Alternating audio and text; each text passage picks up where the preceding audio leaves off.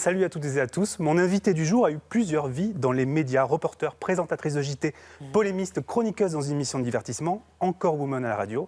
Et maintenant, elle écrit des livres. Bonjour Audrey Pulvar. Bonjour Julien. Alors si vous voulez nous voir aujourd'hui, c'est pour ce livre, Libre et Insoumis. C'est la suite de Libre comme elle, sorti il y a un an. Alors, est-ce que c'était prévu dès le départ ou face au succès du premier opus, la maison d'édition a dit « Allez-y Audrey, sortez un numéro 2 ». Non, c'est surtout moi, en fait, je ne m'attendais pas du tout. J'avais pas du tout prévu de faire ce deuxième opus, comme vous dites. Simplement, en fait, c'est au moment des séances de signature. Libre comme elle a connu un beau succès. Moi, j'ai fait beaucoup de séances de signature dans les librairies. Je suis souvent allée dans les salons. Et très, très souvent, les lecteurs me disaient « Mais alors, il faudrait faire un deuxième tome de Libre comme elle. » Ou alors, il faudrait faire un livre comme eux, en fait. Et je me suis dit, pourquoi pas? Parce qu'en fait, dans l'avant-propos de Libre comme elle, je disais déjà qu'évidemment, il y avait eu aussi beaucoup d'hommes qui avaient compté pour moi. Et là, je me suis dit, pourquoi pas Parce qu'on avait pris le premier comme un livre un peu féministe, alors que vous saluez aussi des hommes et des personnalités importantes.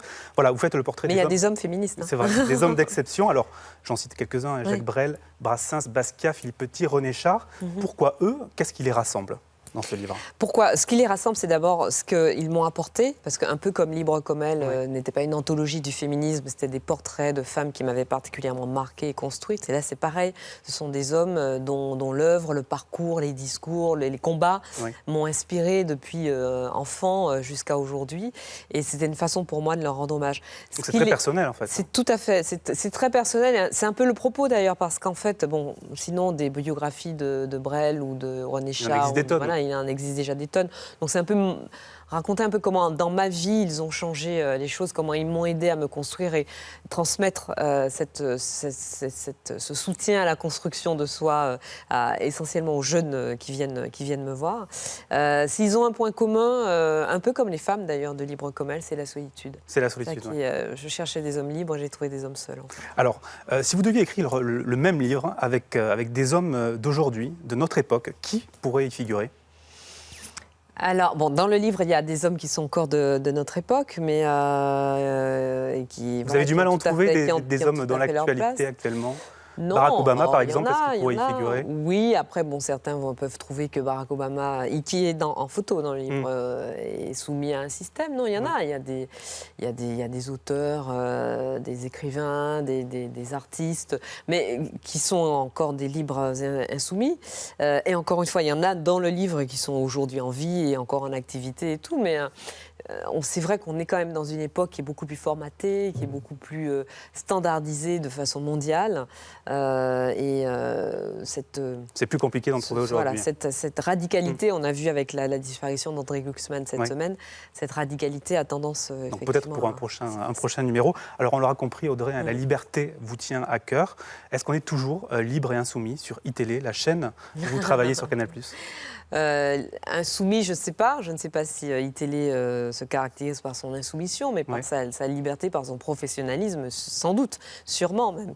Et on est toujours très professionnel à iTélé, on est toujours concentré sur l'idée de bien faire notre travail. Vous dites toujours malgré le changement de direction. Non, mais je réponds à votre question. Je réponds à votre question. Et on est, oui, c'est un média qui reste un média libre dans le sens où il reste très attaché à l'exercice indépendant de ce métier. Vous ne vous êtes pas beaucoup exprimé, Audrey, sur la reprise en main de Canal+, et donc d'ITélé par Vincent Bolloré. On sait que la direction a changé depuis quelques semaines. Voilà, aujourd'hui, comment vous vivez ça ? Vincent Bolloré s'est exprimé hier devant les collaborateurs de Canal+, devant tous les collaborateurs de Canal+, depuis l'Olympia à Paris. Il n'a pas eu un seul mot pour iTélé. Vous étiez dans la salle. J'étais dans la salle. Comment vous l'avez perçu ? J'étais dans la salle. Écoutez, moi j'ai tendance à prendre les choses toujours un peu du bon côté. Et je me dis que le discours que Vincent Bolloré a fait à l'Olympia, c'était quasiment mot pour mot celui qu'il nous avait fait à iTélé un mois auparavant.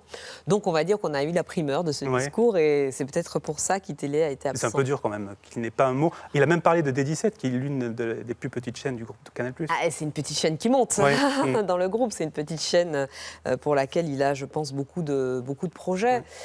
Le discours était essentiellement centré sur la construction d'un grand groupe multimédia certes, mais on a beaucoup parlé de la musique, on a beaucoup parlé des artistes universels, D'Universal notamment. de la connexion entre les différentes entités du groupe pour découvrir des talents et les faire évoluer et les faire monter au plus haut. Donc c'était plus centré sur le parcours d'artistes que le groupe Canal, que le groupe Vivendi pourrait découvrir et faire monter en les faisant passer de chaîne en chaîne et d'entité en entité. Donc, mais vous êtes inquiète sur l'avenir d'ITélé, Audrey? Quand on interroge les journalistes de la rédaction, ils sont nombreux à manifester leur inquiétude. Ils ne savent pas quel est le nouveau projet, le changement de nom. CNews devrait s'appeler ITélé dans les prochains mois. Ils ne savent pas à quoi va ressembler cette chaîne. Est-ce que vous avez eu des assurances de la part de Vincent Bolloré sur l'avenir? Vous l'avez rencontré, vous, personnellement? Oui, non, je l'ai rencontré avec le reste de la rédaction. Non, c'est pas de l'inquiétude, c'est de l'expectative.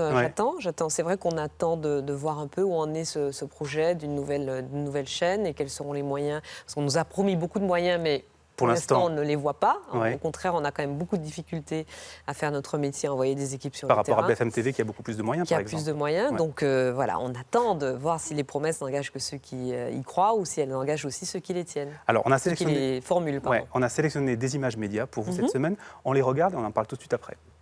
Bonsoir Philippe Val. Bonsoir Maï Thomas. Soyez le bienvenu. Vous signez ce livre chez Grasset, C'était Charlie. 10 mois plus tard, Patrick Pelloux et Luz ont décidé de mettre un terme à leur aventure Charlie. En guise d'adieu, l'urgentiste signe un dernier hommage aux victimes de Charlie, qu'il joint à 1 an et demi de ses chroniques. On accueille Patrick Pelloux. Alors Audrey Pulvar, Patrick Pelloux d'un côté, Philippe Val de l'autre, tous deux sortent des livres sur l'après-Charlie, 2 mois avant la date anniversaire des attentats. Est-ce que c'est opportun ? Ah oui, alors franchement, il y a énormément de livres qui sortent, qui ne sont pas tous opportuns.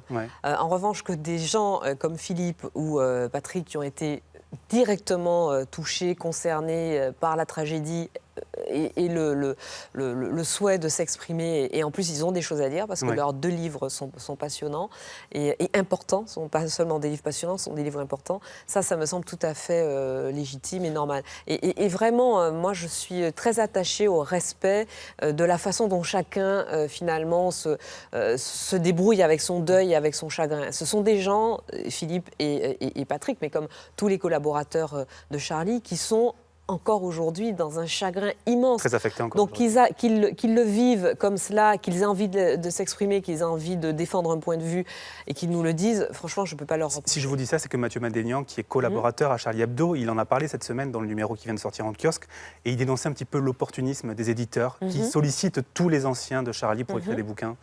Oui, mais alors ça, pour le coup, là, on est du côté des éditeurs. Qui, effectivement, je pense qu'il y en a de nombreux, et même au-delà des collaborateurs de Charlie, qui essaient d'avoir des récits, des analyses, etc. Effectivement, il y a une profusion de livres qui ne sont pas toujours les bienvenus. Moi, le propos de Philippe Val, pour moi, c'est un propos qui est clair, qui est important, qui est radical, mais qui est nécessaire pour notre hygiène intellectuelle. Les chroniques de Patrick Pelloux sont un peu plus personnelles, et puis c'est un ensemble de chroniques qu'il a publiées dans le journal et qui, moi, me touche beaucoup parce qu'elle raconte aussi un peu la vie de ce journal, qui a quand même, juste d'un mot, qui a quand même été tué, assassiné, parce que finalement, on le voit aujourd'hui avec beaucoup de départs. ils ont quand même un peu réussi leur coup, les terroristes. Et ça, c'est dramatique. Dernière question, Audrey Pulvar, qui vous concerne directement.